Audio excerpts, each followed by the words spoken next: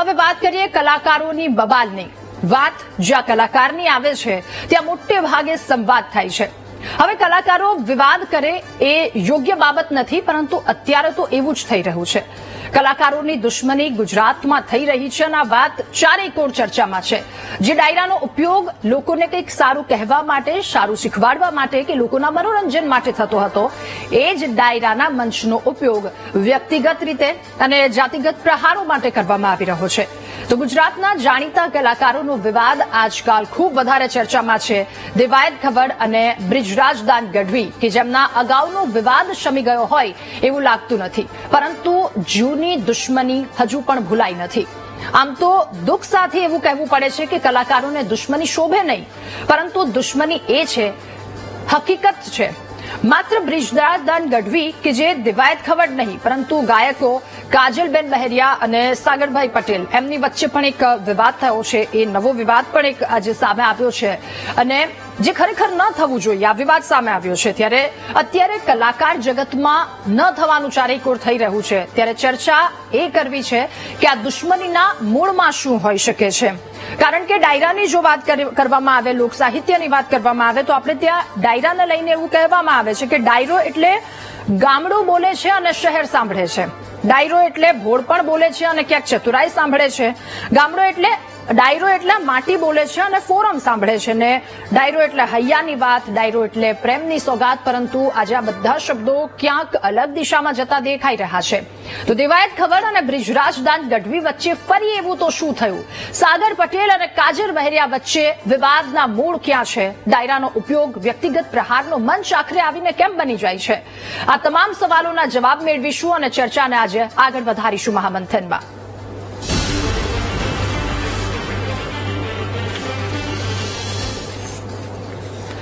તો કલાકારોની દુશ્મનીના મૂળમાં આખરે શું છે, એ સવાલની સાથે આજે મહામંથનમાં ચર્ચા કરવી છે. અને આ જ ચર્ચામાં આપણી સાથે આજે ગેસ્ટ પેનલમાં જોડાઈ ચૂક્યા છે મહાનુભાવ હકાભા ગઢવી, હાસ્ય કલાકાર આપણી સાથે જોડાયા છે, અને સાથે જગદીશ મહેતા, વરિષ્ઠ પત્રકાર આપણી સાથે જોડાયા છે. હકાભા, સૌપ્રથમ આપની પાસે આવીશું અને જાણીશું કે ડાયરો, જેની અગાઉ જેના પર વાત કરી કે ડાયરો એટલે માટી બોલે છે, ફોરમ હોય છે, ડાયરો એટલે માનવતાની બહેક, અને આ ગુજરાતની સંસ્કૃતિ છે. અહીંયાથી ઘણા બધા લોકો શીખે છે આપણી સંસ્કૃતિ શું છે, આપણો વારસો શું છે. અને આ જ મંચ પરથી વ્યક્તિગત પ્રહારો કરવામાં આવે છે. તો મંચ વ્યક્તિગત પ્રહારો માટેનું શા માટે બને છે અને આપનું શું કહેવું છે?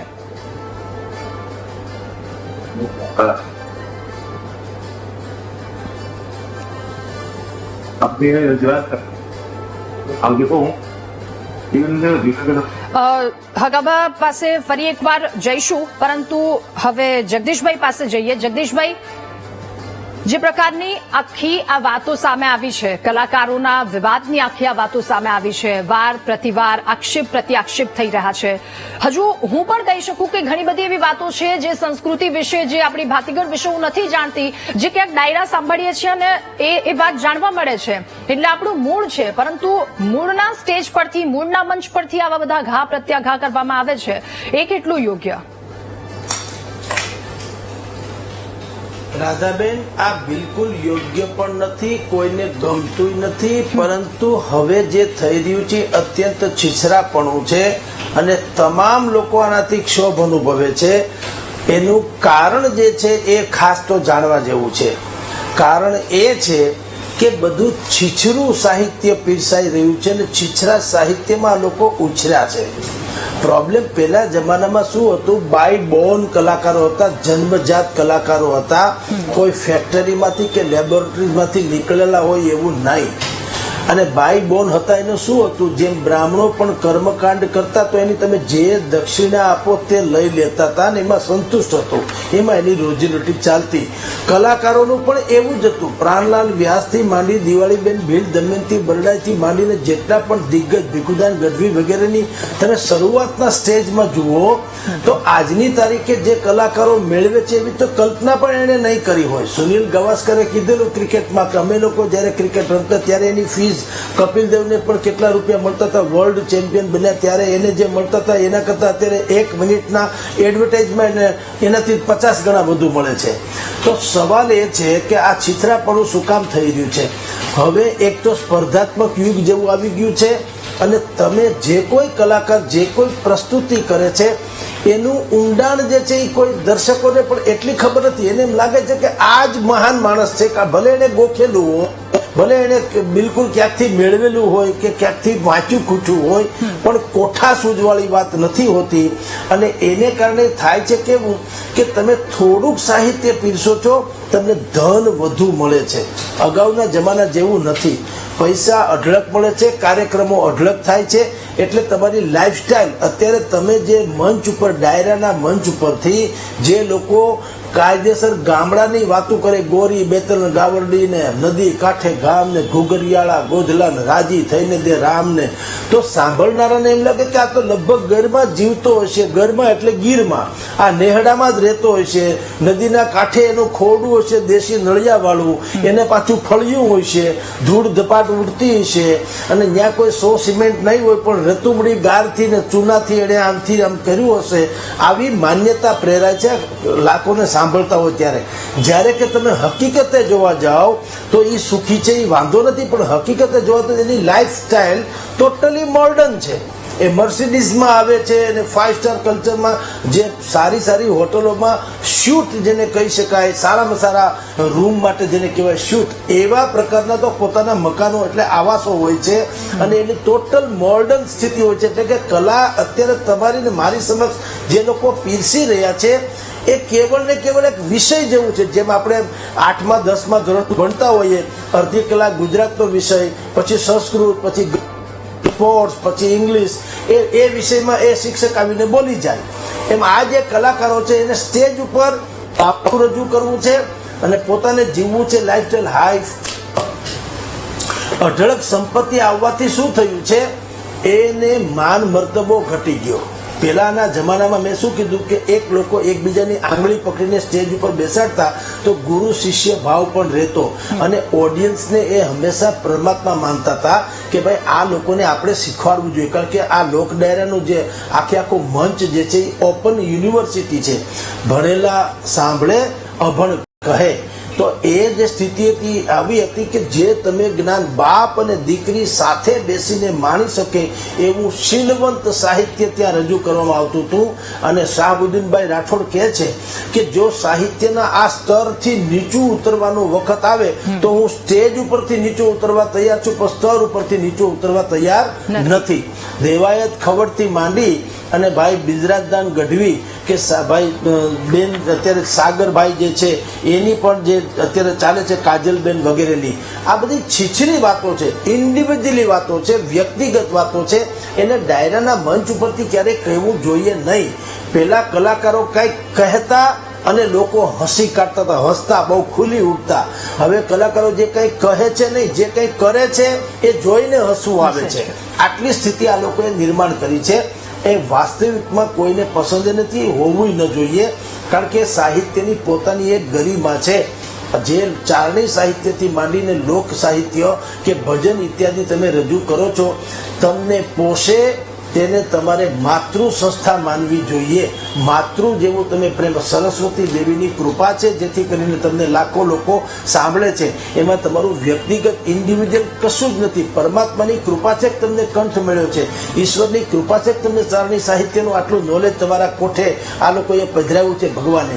તો એની કદર કરીને અને સામે બેઠેલા દર્શકોની પણ કદર કરીને બંનેએ ગરિમાપૂર્વક વાત કરવી જોઈએ.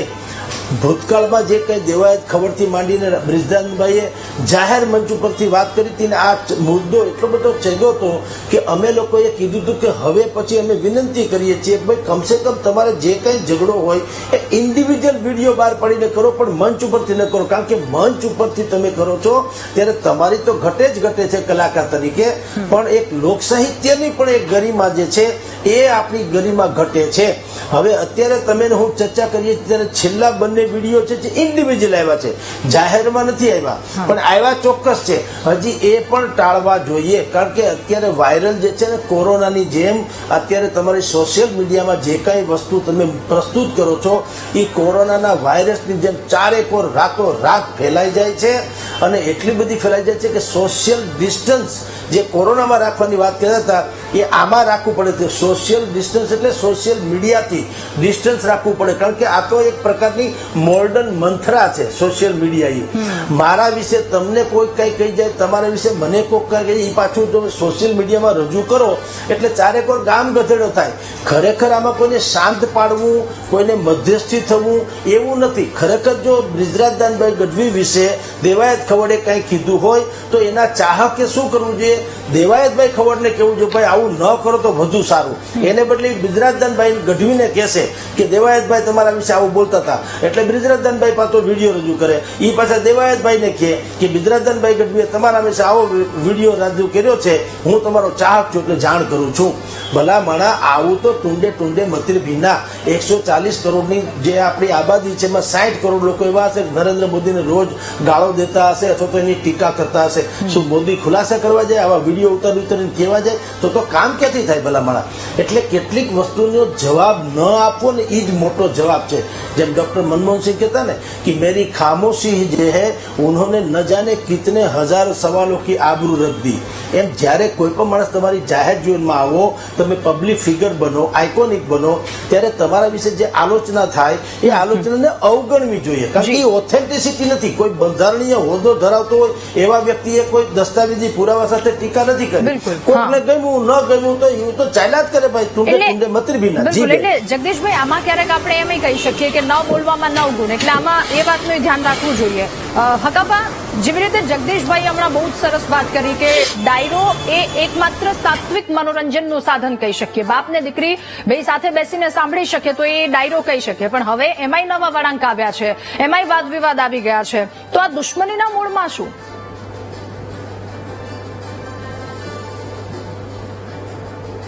હવે આના મૂળમાં કોણ છે એ મને ખબર નથી પડતી, કારણ કે આમાં કોઈ એવું તો કોઈ છે જે આને વેગ આપે છે, આને શાંત કરવા માટે કોઈ તૈયાર નથી. હું પણ પ્રયાસ કરી રહ્યો છું. હું રોજ મારા ફોન થતા હોય છે સારા વ્યક્તિઓને, ત્યાં જીવ મને શાંત કરો, કારણ કે આ સમાજ માટે લાવવાનો પૂરા પ્રયાસ થઈ રહ્યા છે, પણ આવશે નહીં.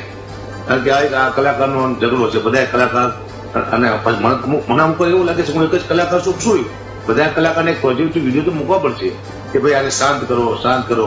આ તો હું એકલું 2 દિવસ આવું છું, એક જ કલાકાર. મારે એકને શાંત કરવો ઝઘડો એવું પણ લાગે છે. બધા કલાકારને પણ ફરજ બને છે કે આવી રીતે પોઝિટિવ વિડીયો મૂકી દો કે ભાઈ આને શાંત કરો. સારા માણસો બે આવે તો આને શાંત કરે. કારણ કે મહેતા સાહેબે કીધું મેં કે રાક્ષસ છે સોશિયલ મીડિયા, એ બધાને ભડકી જવા એવું લાગે છે. અને સંસ્કૃતિમાંથી એવું બધું કંઈક ઘા થયો એવું લાગે છે. 18 આલમથી સનાતન ધર્મ બને છે, અને જો સમાજ નોખા પડે તો સનાતન ધર્મ નોખું પડતું એવું લાગે છે. એટલે આ સનાતન ધર્મ માટે ઘા થઈ રહ્યો છે. કોક તો છે જે આ કલાકારો બધાને ઉપસાવે છે, આ ઝઘડો આગળ વધે એવું ઈચ્છે છે. તો આવું ન હોવું જોઈએ. જેમ બને એમ ઝઘડો વિવાદ કરે એવું માત્રીને પ્રાર્થના કરું છું. બિલકુલ જગદીશભાઈ, કલાકારોને ઉપાસક કહી શકીએ આપણે, એના ઉપર મા સરસ્વતીનો હાથ હોય ત્યારે જ આવી રીતે લોકમંચ પરથી સૌની સામે બોલી શકે. પણ એ કલાકાર કે જે ઉપાસક છે, ભગવાનની કૃપા હોય તો જ બોલી શકે, પરંતુ સ્ટેજ પરથી આવા વાદ પ્રહાર તેમના દ્વારા કરવામાં આવી રહ્યા છે, આ લોક સાહિત્ય માટે કેટલું ગંભીર કહી શકાય? રાધાબેન, કલાકારો 2 પ્રકારના છે. એક શીખેલા એટલે કે ગોખેલા, અને એક જન્મજાત કોઠામાંથી આવેલા કોઠેલા. કોઠામાંથી આવેલા કલાકારો છે એ લગભગ આવી છીછરિયાવત વાતો કરે નહીં બેન, અને કરવી પણ ન જોઈએ. અત્યારે તમે જુઓ બ્રિજરાજદાનભાઈ ગઢવી, દેવાયત ખવડ, એ બંને મહારથી છે, બે બાજુના, બંને પોતપોતાની રીતે મહાન છે કલાકારો. પણ એનામાં આજે છીછરાવટનું જે હકાભા કે છે વાત સાચી છે કે કોણ એને બહેકાવે છે? બહેકાવે કોઈ નહીં. હું તમને સાચું કહું છું, બહેકાવે છે એને એની મહેનત કરતા પણ વધુ મળેલી સંપત્તિ. સાહેબ તમે અહંકાર એટલા માટે જ આવી જાય, તમારે પરસેવાનું ટીપવું પડે ને એ પહેલા તમને પૈસાનું વળતર મળી જવું જોઈએ, પણ અઢળક મળે ને તો આવી માથાકૂટ થાય છે. આ અત્યારે એ થઈ રહ્યું છે. તમને એક એક કલાકાર અત્યારે તમે જે કીર્તિદાન ગઢવીથી અહીંયા બેન ગીતાબેન રબારી સુધીના ને તમે અત્યારે એક એક નાઇટનો એટલે કે કલાકારોને જે એ લોકો કલા પીરસવા આવે છે, તમે એનો ચાર્જ જુઓ તો ખબર પડે કે તમે જે ભીખુદાન ગઢવીથી માંડીને દિવાળીબેન ભીલ આજીવન દિવાળીબેન ભીલ આખી જિંદગીમાં કમાવાનો હોય એટલી તો એનો એક દિવસનો કાર્યક્રમના પૈસા એને મળતા હશે.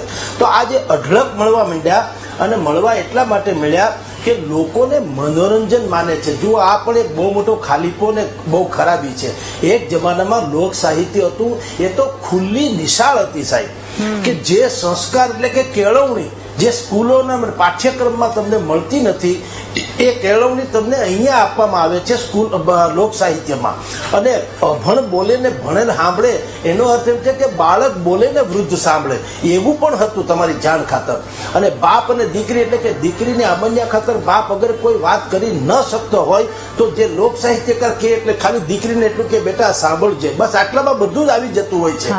પણ એવી ગરિમાપૂર્ણ વાત કરનારા લોકો જે એને કોઠા સૂજી કહેવાય અથવા તો જન્મજાત કહેવાય, એ જન્મજાત કલાકારોને બદલે આ જે તમે કહો છો ને હાઇબ્રિડ પ્રકારના અથવા તો લેબોરેટરીઝ પ્રકારના જે બનતા હોય, સિન્થેટિક કહી શકાય, એને કારણે આ બધું વધી ગયું છે. દર્શકો એટલે કે પ્રેક્ષકો પહેલા જેવું નહોતું. પહેલા તો ગંગા સતીના ભજન સાંભળી અને લોકો એમ માનતા કે એમાંથી શીખ લેતા. શીલવંત સાધુને વારંવાર નમ્ય જેના બદલે નહીં બ્રહ્માંડ, મેરુ તો ડગે જેના મનડા ડગે નહીં, આવું સાંભળીને બીજા સંતોથી માંડીને બધાને કહેતા કે આપણે શીખવું. લોકો શીખતા કે ભાઈ આપણે દરેકની આપણે ગમે એને ખાખી આપણે ભગવા વસ્ત્ર ધારીને જોઈને લાકડીની જેમ પડી જઈએ છીએ એમ નહીં. ગંગા સતી કહે છે શીલવંત સાધુને વારંવાર રમીએ, જેનું ચરિત્ર શ્રેષ્ઠ છે એવા સાધુને તમે વારંવાર નમ્ર. મેરુ તો ડગે જેના મનડા ડગે નહીં, મેરુ પર્વત કદાચ ધ્રુજી જાય એવું બને પણ મનડા ડગે નહીં, જે ક્યારેય ચલિત ન થાય એવા જે સ્થિતપ્રજ્ઞ સાધુ હોય છે એવા સંતોને વંદન કરીએ. એવી કોઠા સુધી જ્ઞાન એ આપવાની એકમાત્ર સરવાણી હતી લોક સાહિત્ય હતું. અને ત્યારે આવું છીછરા બેડા નહોતું. એટલે જ્યારે કોઈ પણ માણસ બોલે તો આપણને ખબર પડી જાય કે આ બોલનાર વ્યક્તિ જે છે એ કોઠા સૂજી છે કે એ કાર્બોનાઇટ વાળી વાતો છે. કોયરડીને કાગ એનો વાને વર્તારો નહીં, જીબરડીએ જવાબ હાચું હરઠિયો ભણે, આ તો કોઠામાંથી આવતી વાતો હતી. એટલે આપણું જે આ ઘરેણું છે આખા દુનિયામાં ભાગ્યે જ કોઈ એવો પ્રદેશ હશે, સૌરાષ્ટ્રને બાદ કરો તો કોઈ એવો લગભગ પ્રદેશ નથી જ્યાં એને ગામથી શૈલીમાં અઘરામાં અઘરી વાતો જે છે એ સરળમાં સરળ ભાષામાં કહી શકે, અભણ માણસને પણ શીરાની જેમ ગળે ઉતરી જાય એવી વાતો કરી શકે. એવી આપણું આ ભાતીગળ જે છે લોક સાહિત્ય છે. પણ કમનસીબે આપણે એ લોક સાહિત્યને પીને આપણી પેઢીને કેળવણી કરવાને બદલે આ બધા જે વિવાદો છે એ સાંભળી અને બધા એક ક્ષોભ અનુભવવો પડે એવી સ્થિતિ આપણી નિર્માણ થઈ ગઈ છે. કારણ કે લોક સાહિત્ય મેં આપણે પહેલા કીધું બાય બોર્ન, જન્મજાત હોય એ જુદી ઘટના છે, અને તમે હું શીખી જઈએ એ જુદી ઘટના છે. શીખી જવાથી શું થાય છે કે ઓરિજિનલ જે કોઠા સુધી હોય છે એ પ્રકારની ધૈર્યતા, સહિષ્ણુતા, પરિપક્વતા અને એ પ્રકારની વાતો આવતી નથી. એ રાતોરાત તમે કલાકાર થઈ જાઓ તો તમને લાખો કરોડો રૂપિયા મળવા માંડે છે. એટલે તમારામાં એકબીજા પ્રત્યેનો આદર જે હોવો જોઈએ એ પણ નથી આવતો. પહેલો આદર તો તમારે લોક સાહિત્યનો મંચ છે એનો કરવો જોઈએ, કારણ કે આ મા સરસ્વતીનો પટાંગણ છે. લોક સાહિત્ય મનોરંજન કે ડિસ્કો ડાન્સર કે ડિસ્કો થેક નથી. આ લોક સાહિત્ય જે છે એ મા સરસ્વતીનો ખોળો છે. આપની જાણ ખાતર વચ્ચે એક વાત કરી દઉં રાધાબેન, કે રાજકોટમાં હેમુ ગઢવી હોલનું ઉદ્ઘાટન કરવા ઉપેન્દ્ર ત્રિવેદી આવ્યા હતા, અભિનય સમ્રાટ. એને કેચી કાપીને ઉદ્ઘાટન તો કર્યું, સાઈડમાં રમેશભાઈ મહેતાને રાખ્યા હતા. રમેશભાઈ મહેતા હાસ્ય સમ્રાટ હતા. તે એને કીધું ભાઈ તમે અહીં સાઈડમાં ઉભા રહ્યો, ફોટો આવી જશે ને કાતર ઉપર હાથ રાખો, આપણા બેનની તસવીર આપણે ઉદ્ઘાટન કરીએ હેમુ ગઢવી હોલનું. રમેશ મહેતાએ કીધું ના ના તમે તમારી રીતે કરી નાખો, કારણ કે ઉપેન્દ્ર ત્રિવેદી ત્યારે ઉપાધ્યક્ષ એટલે અધ્યક્ષ હતા, સ્પીકર હતા ગુજરાત વિધાનસભાના. એને કરી નાખ્યું. પછી રમેશ મહેતાએ કીધું કે હવે તમે બધા આગા હટી જાઓ, હવે હું મારી રીતે કંઈક કરવા માંગુ છું. એવું ગતકડું કરશે, બધાને હાસ્ય થાય. પણ એને શું કર્યું, એને મંચ ઉપર ગયા રમેશ મહેતા અને આખા શરીર આમ આળોટવા માંડ્યા, આખા મંચ ઉપર આળોટવા માંડ્યા. બધા જોઈ રહ્યા એક ચિત્તે આ શું કરે છે, કેમ આમ ગોથોડિયા ગાળે છે, આળોટવા માંડ્યા. ઉભા થઈને રમેશ મહેતાએ કીધું ઉપેન્દ્ર ત્રિવેદી સહિત બધા લોકોને કે ભાઈ આ લોક સાહિત્યનું મંચ છે ને એ આપણી માં કહેવાય, માં સરસ્વતીનો ખોળો કહેવાય. માના ઉદ્ઘાટન ન હોય, એના ખોળા ખૂંદવાના હોય. આવી ગરિમા જે જાળવે લોક મંચની, તો આવા છીછરા વિવાદો ન થાય. રાધાબેન, એટલે ટૂંકમાં કલાની કદર થવી ખૂબ વધારે જરૂરી છે અને એ ક્યાંક કદરમાં થોડુંક ઉણપ આવી રહી છે એટલે આ બધી વસ્તુ સામે આવી રહી છે. સાગરભાઈ પટેલ ગાયક કલાકાર પણ આપણી સાથે જોડાયા છે. સાગરભાઈ, આપનું પણ વીટીવી ન્યૂઝના મહામંથનના કાર્યક્રમમાં સ્વાગત છે. સાગરભાઈ, આપની પણ વાત સામે આવી, આરોપ પ્રત્યારોપમાં આપ પણ આવ્યા છો. શું કારણ હોઈ શકે પાછળનું? આપનું શું કહેવું છે? એ કારણની મને જ ખબર નથી, કેમ કે હું જ અસમંજસમાં છું કે બેન ગાતા ગાતા આવી અને મને કેમ મારા કાનમાં આ રીતની મને વાત કરી, સમાજ વિશે, માતાજી વિશે આવી વાતો, આ જે અભદ્ર ભાષાનો ઉપયોગ કેમ મારા કાનમાં કર્યો છે.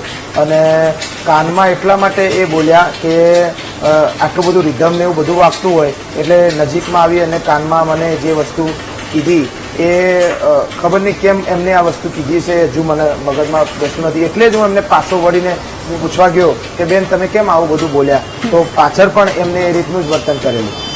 એટલે બીજી વખતનું પણ એમનું એ જ રીતનું વર્તન હતું. હા, અને જતા જતા પણ એ મને કહીને ગયા કે મેં એમને કીધું, મેં કીધું બેન તમે આજે બોલો છો, તમને ખબર છે હું પટેલ છું. તો બેનને કીધું મને કે તું પટેલ છે તો તારા પટેલિયા શું કરી લે છે, આ રીતનું પણ બોલ્યા. અને એના સાક્ષી ત્યાંના આયોજક મિત્રો છે જે હાથ લંબાવીને બોલતા હતા બેન, એના આયોજક આજુબાજુમાં રહેલા જે ત્યાંના આયોજકો છે અને આ બાજુ બેઠેલા ગાયક કલાકાર બહેનો, એમાં તેજલબેન ઠાકોર પણ એના સાક્ષી છે. બિલકુલ, એટલે આ પણ એક વાત સામે આવે છે. હકાભાઈ, આ તમામ વાતો અને આપણે હમણાં જોયું કલાની કદર કેવી રીતે થવી જોઈએ, ખૂબ સરસ વાત કહી જગદીશભાઈએ, પણ આ બધાની વચ્ચે જાતિગત પ્રહારો પણ હવે વધી રહ્યા છે. જી તો સારી વાત મહેતા સાહેબ કહે છે, હું બિલકુલ સાંભળું છું. હા, લોક સાહિત્ય એને કહેવાય કે બે સમાજને ભેગા કરે. લોક સાહિત્ય એને કહેવાય કે બે ભાઈઓમાં ઝઘડો હોય તો ભેગા થઈ જાય. લોક સાહિત્ય એને કહેવાય કુટુંબમાં કઈ તિરાડ પડે તો ભેગી થઈ જાય. આ લોક સાહિત્ય દ્વારા ઉદાન ગરવી રામાયણની વાત કરે ને એટલે બે ભાઈઓ ચોખાડે તો ભેગા કરી નાખે. આને લોક સાહિત્ય કહેવાય. અને લોક સાહિત્ય ધરતીનું ધાવણ કહેવાય. બીજી વાત એ કહું, ગુજરાતના બધા કલાકારને ભેગા કરો તો 99% પૂછવામાં આવે કે લોક સાહિત્ય શું, તે 99% લોકો નપાય થાય. કારણ કે સારા કલાકાર છે 2-5-20 કહે છે લોક સાહિત્યનો અર્થ શું થાય છે. એટલે આ સંસ્કૃતિ માટે બહુ મોટો ઘાવ થયો છે. અને હું એમ નથી કહેતો કે કલાકારને કોઈ ઉપસાવે છે, પણ જેમને મહેતા સાહેબે કીધું કે ચાહકો એમ કે ભાઈ તમારા વિશે આવું બોલ્યા, તમારા વિશે આવું બોલ્યા, પણ કલાકારને ખુદ સમજવું પડશે. કારણ કે આપણી માટે બહુ મોટી જિમ્મેદારી છે. મેં ઘણી વખત કીધું છે કે સમય પૂરો થયો છે, ડાયરાને એવું લાગી રહ્યું છે મહેતા સાહેબ, ડાયરા નામના પાયા ખોદી ગયા છે, ધૂળ વાળાને બાકી છે, માત્ર આ પાકા પાયા દેખી રહ્યું છે. તો આમ નામ હાલતું રહે છે તો ડાયરા બંધ થાય છે એટલે સનાતન ધર્મમાંથી મોટી અસર પડશે. કારણ કે ડાયરા દ્વારા સનાતન ધર્મની વાતો થાય છે, રામની, કૃષ્ણની, ભગવાનની, માતાજીની. તો આપણે આવી વાતો કરવા માટે આવ્યા છીએ. તો આપણે સનાતન ધર્મની વાત કરવાની છે, માતાજીની વાત કરવાની, સાહિત્યની, લોકોને કંઈક સારું મળે એની વાતો અમારે કલાકારને કરવાની હોય છે. બીજી કોઈ ઝઘડાની વાતો કરવાની હોતી નથી. એટલે હું તો વિનંતી કરું છું કલાકારોને કે હવે જે થયું એ બધું કરો. અને એમને કહ્યું સમાધાન ન થાય તો ખાલી હવે એકબીજા બોલશો ને તોય બંધ થઈ જાય છે. એકબીજા કલાકાર એકબીજા સામે નહીં બોલે ને તોય બંધ થઈ જાય છે. પણ હવે કોણ આ જબરજસ્તી બોલાવવા ખબર નથી પડતી. કે વારંવાર એક વિડીયો આવતા તો આ તો હેલું જ રાખવાનું. ડાયરેક્ટ માણસો સમાજમાં હોય કોઈ 4-5 બધા સમાજના ભેગા થઈ અને કોક તો હશે ને, કોકનું માન એવું થશે ને, આયાથી આ વિવાદ પૂરો કરવો પડે. કારણ કે સંસ્કૃતિ માટે ઘાવ થયો છે. કારણ કે ડાયરા બંધ થઈ જાય છે, કોઈ ડાયરા નહીં કરે તો પછી આ ક્યાં સંસ્કૃતિ થશે. મારું કહેવાનું એ છે કે હું વિનંતી કરવા આવ્યો છું બધા કલાકારોને કે આપ સમજો, કોઈનું કોઈ વધુ બોલવું જોઈએ, કોઈ ઓછું બોલવું જોઈએ, પણ માથે હવે દૂર વારું પૂરું કરો બસ. કારણ કે બહુ થઈ ગયું છે, હવે પુના લાગી છે કલાકાર આપણે. બિલકુલ, ખૂબ ખૂબ મહત્વની અને સાચી વાત કહી કે આ બહુ વધી રહ્યું છે, કે સીમાને પાર જઈ રહ્યું છે. જગદીશભાઈ, જે રીતે હમણાં જકાભાઈએ કહ્યું કે આખું માટી નખાઈ રહી છે, આ ન પથરાય એનું શું, બચાવવા માટે શું કરવું જોઈએ? સાહેબ, સાધન કરતા સાધના ઉપર વધારે ધ્યાન આપવું જોઈએ કલાકારોએ. સાધન એટલે જે ભોગવી શકાય તે, અને સાધના એટલે જેના માટે થઈને તમારે તપશ્ચર્યા કરવી પડે તે. હકાભાઈ છે કે બાકીના જેટલા કલાકારો અત્યારે પણ છે, આ મેં કીધું બિજરાજદાનભાઈ હોય, દેવાયતભાઈ હોય, એની એનર્જી આવા છીછરા વિવાદમાં એ વેસ્ટ કરે એના કરતા બેટર છે કે એ જે આપણું સાહિત્ય જે કંઠસ્થ છે, ગ્રંથસ્થ નથી. આ પહેલામાં પેલું કહો, આ એક એવું સાહિત્ય છે લોક સાહિત્ય, એને ગ્રંથસ્થ કરી શકાય એમ નથી મોટા ભાગે. જેમ કે ચારણી અમુક પ્રકારના દુહા છે, દાદુર ડકારમ, મયુર પુકારમ, તડિતા તારમ, વિસ્તારમ, ના લહી સમારમ, પ્યાસ અપારમ, નંદકુમારી નિરખારી. હવે આવું બધું છે એને ગ્રંથસ્થ કરવું થોડું અઘરું છે. એ બધું કંઠસ્થ છે. એ લોક એકબીજાના મોઢે કર્ણોપકર્ણ અને મુખેથી મુખે થનારું સાંભળનારું આ સાહિત્ય છે. એને ટકાવવા માટે સાધનાની જરૂર છે. તમને ભગવાને પૈસા આપ્યા છે.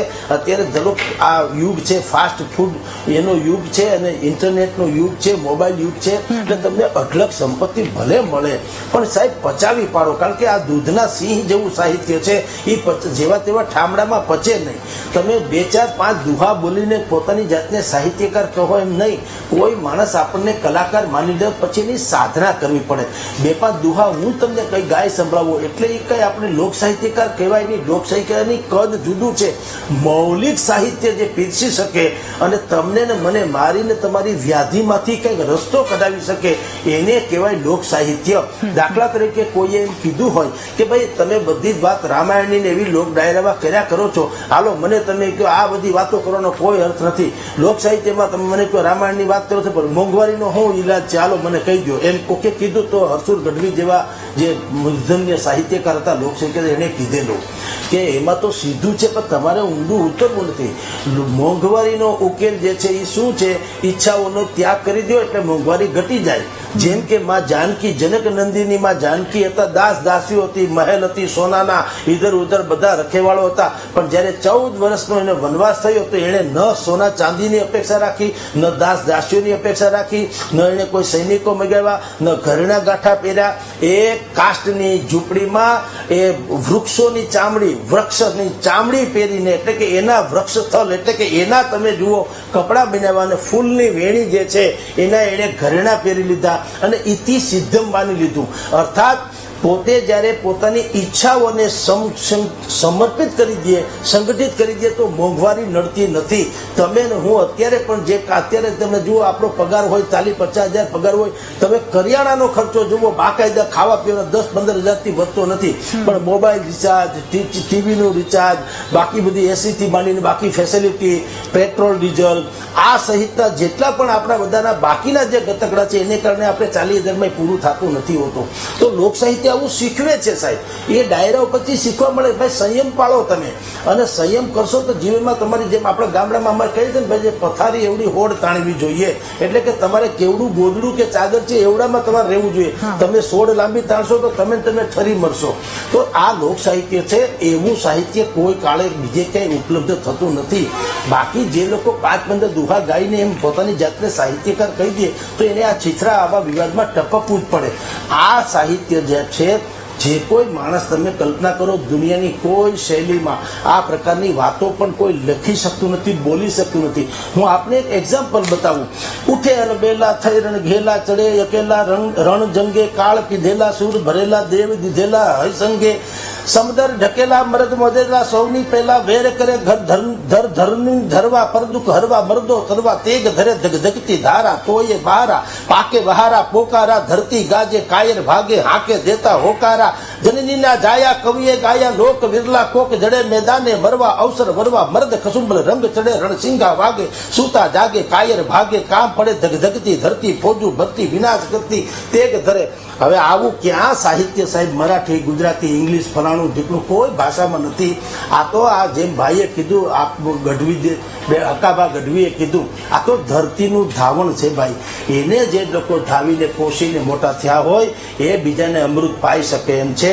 એટલે આવા બધા છીછરા જે કઈ વાતો વિવાદો છે એમાં એની એનર્જી વેસ્ટ કરવા કરતા આની સાધના જે સરસ્વતીની સાધના છે, લોક સાહિત્યની જે સાધના જે છે, ચારની સાહિત્યનું જે એનું પઠન છે એમાં થોડાક ઊંડા ઉતરીને મૌલિક વિચારો જે પ્રસ્તુત કરતા જાય અને અત્યારના સમકાલીન સમય પ્રમાણે લોક સાહિત્યને ઢાળતા જાય તો અનેક પેઢીઓનો એ ઉદ્ધાર કરી શકે એમ છે. કારણ કે આપણે જેને કેળવણી કહીએ છીએ, કેળવણી આપણને સ્કૂલોમાં ને પાઠ્યક્રમમાં મળતી નથી. માના કોઠામાં હોય તો સંસ્કાર મળે, એ કોઠામાં નથી તો આ તમારા લોક સાહિત્યના ડાયરામાંથી મળે છે સાહેબ. એટલે એટલી વિનંતી કરવી જોઈએ કે આવા પ્રકારના તથાકથિત વિડીયો જે છે તમે બનાવીને એકબીજાને વાત કરો છો એ કરવી ન જોઈએ, બલકે ખરેખર તો એકબીજાએ ક્ષમા યાચના કરવી જોઈએ. દેવાયત કવડ જે છે ઈશ્વરદાન ગઢવીને સાંભળીને તો આ લાઈનમાં આવવા પ્રેરાયા છે. ઈશ્વરદાન ગઢવી એટલે બ્રિજદાનભાઈ ગઢવીના ફાધર, દિવંગત ઈશ્વરદાન. હવે એને તો કરોડો લોકો એને ચાહે છે. માની લો કે બ્રિજદાનભાઈ કંઈ બોલ્યા હોય તો દેવાયતભાઈએ એવું કહેવાની જરૂર હતી કે સાહેબ તમે, હું જેને ગુરુ માનું છું, કાલ્પનિક ગુરુ માનું છું એકલવ્યની જેમ, તમે એના સંતાન એટલે કે એનું લોહી છુઓ, તમે કંઈક બોલ્યા હશો તો મારાથી વડીલ છું એમ માનીને હું તમારું અપમાન નથી કરતો. લોક સાહિત્ય લાજે એટલે હું આપને ક્ષમા યાચના સાથે કહું છું કે મારો કોઈ વાંક ગુનો હોય તો મને કહેજો. દેવાયતભાઈ 2 હાથ ઊંચા થઈ ગયા હોત જો આવી વાત કરી હોત તો, અને બ્રિજરાજદાનભાઈ ગઢવીએ પણ એના સંસ્કાર પ્રમાણે એને ક્ષમા યાચના કરી જ હોત કે ભાઈ મારી પણ ભૂલ થઈ ગઈ, હવેથી આવું નહીં કહું. આવી ડાઈ ઘણી વાત કરવાની જરૂર હતી બેન. બિલકુલ, એટલે એ વાત ઉપર નિર્ભર છે કે આખો વિવાદ ક્યાં જઈને પહોંચે. સાગરભાઈ, કાજલબેને આપને કહ્યું કે આ વાત સાબિત કરીને બતાવો. બહુ જ આપે જે રીતે જણાવ્યું, બહુ જ ઘોંઘાટની વચ્ચે તેમને પર આ વાત કહેવામાં આવી હતી. હવે સાબિત કરવું પણ અઘરું છે આપના માટે. સાબિત તો કરવું મારા માટે અઘરું છે, એટલું એમના માટે પણ અઘરું છે કે હું નથી બોલી એવી કેવી રીતે સાબિત થશે કે એ નથી બોલ્યા એવું એમને પણ સાબિત કરવું પડશે કે હું નથી જ બોલી. એમ આપણે માતાજીના દીવા ઉપાડવાથી, સોગંદ ખાવાથી આપણે હું નથી બોલી એવું સાબિત થતું નથી. કેમ કે આ કળિયુગ છે, આ કળિયુગમાં તમે એમ કહો એમ તો કરોડોના કમ્પાઉન્ડ કરી નાખીએ અને પછી કહીએ કે માતાજીનો દીવો ઉપાડીએ આપણે તો એમ માન્યમાં આવે તો પછી જેલમાં જઈને બધાને દીવા જ આપી દેવા જોઈએ અને પછી કહી દેવું જોઈએ એટલે દીવા ઉપાડી લો એટલે તમને જેલમાંથી મુક્ત કરી દેવામાં આવે. એટલે આ વાતને બિલકુલ હું નકારું છું. તો આવી અંધશ્રદ્ધાઓમાં હું માનતો જ નથી કે આપણે દીવા ઉપાડવાથી સાબિત કરી શકાય કે હું નથી બોલી. એવું હું કહું છું કે બેન બોલ્યા જ છે અને બોલ્યા હોય તો જ હું આ રીતના મેં વિડીયો બનાવી અને સમાજ માટે બોલ્યો હોય. કેમ કે અગાઉ પણ મારી ઉપર ઘણા બધા આવી રીતે વિવાદ થયેલા, પણ એ વિવાદ એ મારા પૂરતા સીમિત હતા. એ મને વ્યક્તિગત રીતે બોલતા હતા. એટલે અમે તો ઉમિયા માતાજીના સંતાન છીએ બેન, મને બોલવા દો. અમે ઉમિયા માતાજીના સંતાન છીએ. ઉમિયા માતાજીનું સંતાન એ ગણપતિ ભગવાન છે, એનું મોટું પેટ છે, મારું પણ મોટું પેટ છે. એટલે અમે પોતાનું અંગત જે અમને કોઈ બોલી જાય જતું કરીએ, પણ સમાજ ઉપર બોલે એ ક્યારેય જતું કરવામાં નહીં આવે. માતાજી ઉપર બોલે નહીં જતો, જીવ જતો રહેશે, પણ માતાજીના ઉપર બોલેલા હશે તો એને જતું કરવામાં નહીં જ આવે. બિલકુલ. તો સાગરભાઈ, તમને એવું ન લાગ્યું કે આ મુદ્દો જે વાદ વિવાદનો છે 2 જણા વચ્ચે જ પતાવી દેવો જોઈએ, જાહેર મંચ પર ના લાવવો જોઈએ? માતાજી ઉપર બોલે, સમાજ ઉપર બોલે તો પછી એને કેવી રીતે એકબીજા ઉપર પતાવી દેવાય? એમની એવી કેવી હિંમત થઈ કે તે આઈને સીધું કાનમાં મને આ રીતનું વર્તન કર્યું? કદાચ એક વખત હું જતું કરો કાનમાં બોલ્યા હોત અને પછી પાછળ એવું કીધું હોત કે ભાઈ વાંધો નહીં કંઈ નથી બોલી, તો હું જતું કરો. બીજી વખત પૂછું છું તો એનું એમને ચાલુ રાખ્યું છે. તો પછી આ વાત કાનમાં ન રખાય, અને જો કાનમાં રાખીએ તો પછી આ માતાજી ઉમિયામાના ગરબા ગાવાનું મૂકી દેવું જોઈએ એવું હું માનું છું. કેમ કે હું માતાજી ઉમિયામાના માનો ભગત છું અને માતાજીના ગરબા ગાઉં છું. એટલે મારે આ વાત જે એમને કરી હતી, જે મારા બોલ્યા છે, તો એ મારે જાહેર કરવું જરૂરી મને લાગ્યું. બિલકુલ. તો સાહિત્ય જગતમાં આખું આ શું થઈ રહ્યું છે, વાર પ્રતિવારનો આક્ષેપ અને પ્રતિ આક્ષેપની જે આખી સિલસિલો ચાલ્યો છે, આ મુદ્દે ચર્ચા યથાવત રાખીશું. મહામંથનમાં હાલ રોકાઈશું એક નાનકડા વિરામ માટે. Welcome back. સીધા ચર્ચા કરીશું અને જે પ્રકારે આખું આ સામસામે વાર પલટવાર થઈ રહ્યો છે, એ વાર પલટવાર અને તેને ડામવા શું કરવું જોઈએ? સાગરભાઈ, આપની પાસે હવે ફરી એકવાર જાહેર મંચ પરથી આ વાત થઈ છે. આપના જણાવ્યા અનુસાર આજુબાજુ બહુ જ મ્યુઝિક સિસ્ટમ, બહુ જ લાઉડ અવાજ હતો. સાબિત કરવી વાત પણ આપના માટે અને સામે પક્ષે પણ અઘરું થઈ જ જવાનું છે આ બધી જ વસ્તુ. પણ ઠીક છે, હવે આપને એ પૂછવું છે કે આ વાર પલટવારનો સિલસિલો ક્યારે અટકશે? બસ હું એવો કઈ પલટવાર ને વાર એમાં માનતો નથી ને આવા વિડીયોબાજી વાળી ગેમ મને પસંદ નથી. હું બિલકુલ વિવાદમાં આવું એવો વ્યક્તિ નથી. બહુ જ સરળ સ્વભાવનો અને માતાજીનો ભગત છું. એટલે બસ હું તો એટલું જ કહેવા માંગીશ કે હવે આનું આગળ જે નિરાકરણ છે, સમાજ વિશે બેન બોલ્યા, માતાજી વિશે જે બોલ્યા છે બેન, ખરાબ વાણીનો ઉપયોગ કર્યો છે, તો હવે મારું કામ એ હતું કે સમાજને મારે જણાવવું જોઈએ. મેં જણાવ્યું છે. હવે સમાજ જે નિર્ણય લે એ મારા માટે બરોબર છે. પણ હું એક વાત કહેતો જાઉં છું કે મા ઉમિયાનો પરમ ભક્ત છું. માતાજી માટે જે શબ્દો અભદ્ર યુઝ કર્યા છે, એટલે માતાજીનું જે અપમાન કરે મારા માટે વિધર્મી છે. જય મા ઉમિયા. બિલકુલ. અને સાગરભાઈ, સાથે અંત તરફ જઈ રહ્યા છીએ એટલે એક ખૂબ મહત્વની વાત, સમાજ ઉપર આપણે તમામ વસ્તુ છોડી દીધી છે કે હવે સમાજ જેમ કહેશે એમ. પછી આગળ અંત માટે પહેલું પગલું આપના તરફથી લેવામાં આવશે? ના, હવે મારે કોઈ બીજા મારા તરફથી તો કોઈ પગલા નહીં. કેમ કે બેનને મારે ક્યારે પહેલા પણ દુશ્મની હતી નહીં, અત્યારે પણ નથી, અને ક્યારે પણ એમને આંતરિક પોતાની પર્સનલ મારા માટેની ને એમની ક્યારે દુશ્મની હોય જ નહીં. બેન નહીં પણ કોઈ કલાકાર સાથે નથી. બધા જ મારા મિત્રો, ભાઈઓ, બહેનો, મારા સ્નેહીજનો છે. બિલકુલ. હકાભાઈ, જે રીતે આ બધી જ વાતો સાંભળી, જે રીતે ડાયરામાં વાતો થઈ અને આ બધી જ વાતો, તો એક સર્વોચ્ચ સૌંદર્ય આપણે સાહિત્ય કલાનું કહી શકીએ, સર્વોચ્ચ સૌંદર્ય, અને ત્યાં થોડીક આવી વાતો સામે આવી રહી છે. આને ઓછું કરવા માટે શું કરવું જોઈએ આપના મતે? એક વાત ચોક્કસ કહું બેન કે કલાકાર માત્ર સોનાનો એક સૂરજ યુગો છે. આ એટલો બધો પુરસ્કાર માંગે એટલો પુરસ્કાર મળે છે, સામે અમે કઈ આપી શકતા નથી સમાજને. છેલ્લા 10 વર્ષથી મને સાંભળતું કે કલાકારે સમાજને કઈ સારી વસ્તુ આપી હોય એવું મને ક્યાંય દેખાતું નથી. મહેતા સાહેબ વાત કરે શું બહુ રાજી દઉં છું. મહેતા સાહેબ જો બધી સારી મારે અમે ડિબેટમાં બેઠો હું બહુ રાજી દઉં છું. એ બહુ થોડી બોલે છે, કારણ કે આમાં તો આવેશમાં આવી જાય શું બોલી ખબર નથી પડતી હતી. અને સ્ટેજમાં જયારે કલાકાર બેઠા થોડીક તાલીઓ પડે ને તમે આવેશમાં આવી જાય ખબર ન હતી કે શું બોલી છે. એવું કઈ બોલવાની જરૂર નથી. આ કલાકાર માટે બહુ મોટો ભાર છે. કલાકારને સમાજને કઈ બાજુ લઈ જાવ એ અમારા હાથમાં છે. અમે જે માર્ગે જોશું એ બાજુ સમાજ દોરાય છે.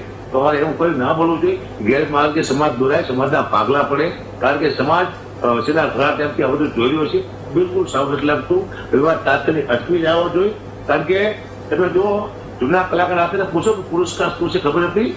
50 રૂપિયા બેન આપતા ખાલી પુરસ્કાર એટલા માટે સમાજે એક આ ઘડતર જરૂર છે કે કલાકાર આવ્યો છે પોતાનું ઘર બહાર છોડીને અહીંયા સુધી આપણને કંઈક આપવા માટે, તો આપણને પુરસ્કાર આપવો જોઈએ. એટલે નક્કી કર્યું કે એટલો આપણે પુરસ્કાર આપવો, માંગવો નહીં કલાકારને, પણ કલાકારને આપવો. હવે તો અમે માંગી એટલા પૈસા આપે છે, અમારી પાસે ગાડીઓ છે, બંગલા છે, અમારી પાસે કોઈ ગમે નથી. તો હવે અમારે સમાજને અમારી પાસે કઈક અપેક્ષા તો હોય ને કે અમને કંઈક સારું આપે.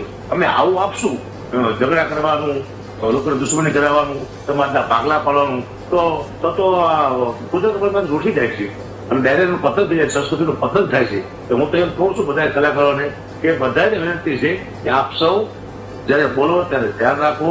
એમાં હું પણ આવી જાઉં છું. ઘણી વાર મારી પણ ભૂલ થઈ હોય છે, હું જાણું છું, પણ મને પણ હવે જ્ઞાન આવ્યું છે કે મારે બહુ ધ્યાન રાખવું પડશે આ સ્ટેજ માટે. અને લાયકાત વાળા કલાકાર સ્ટેજ માટે બેહાય, પણ જોવું જોઈએ કે આ કલાકાર કોઈ ખરાબ બોલ્યો છે તેને સમાજે અટકાવવો જોઈએ કે ભાઈ તમારું જે હોય તમે બહાર બતાવજો, પણ સ્ટેજ માટે તમે કોઈ ખરાબ વાણી બોલશો નહીં. આ સમાજની પણ ફરજ મને અટકાવવો જોઈએ. એટલે સમાજમાં કોઈ ભાગલા ન પડે, સમાજમાં કોઈ તકલીફ ન આવે.